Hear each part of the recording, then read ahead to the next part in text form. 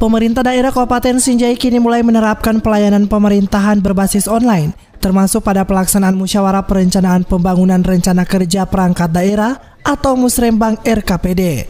Hal ini diketahui lewat sosialisasi Kepala Bapeda Sinjai Andi Ilham Abu Bakar saat menghadiri Musrembang tingkat kecamatan di Kecamatan Bulu Podok Senin kemarin. Disampaikan Andi Ilham Abu Bakar, berbagai usulan yang lahir dari Musrembang ini diharapkan dimasukkan ke aplikasi Sipadai, sebuah sistem yang mewadahi berbagai kebutuhan masyarakat untuk disampaikan ke pemerintah daerah. Setelah kita melaksanakan kegiatan Musrembang tingkat kecamatan, ini adalah sebenarnya mekanisme baku yang selalu setiap tahun setelah melalui proses Musrembang desa kelurahan. Sekarang kita menjalankan Musrembang kecamatan. Sebenarnya tujuannya adalah melakukan verifikasi usulan-usulan dari desa yang masuk ke skala komunitas. Kita ajukan nanti di Musrembang. Terus yang tidak kalah pentingnya pada hari ini sesungguhnya adalah kita sekaligus menyampaikan dan mensosialisasikan penerapan di Musrembang. Di Musrembang online dengan Musrembang sebelumnya itu kita harapkan.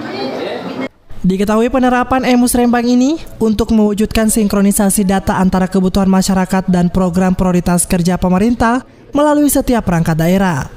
Saya kira kemarin kita juga sudah melakukan bintek kepada operator pengelola untuk masing-masing desa, kelurahan, dan kecamatan. Dan memang karena ini adalah baru, saya kira kita pelan-pelan kita akan coba masuk dan senantiasa memberikan pendampingan untuk kegiatan tersebut. Karena ini menjadi sangat penting.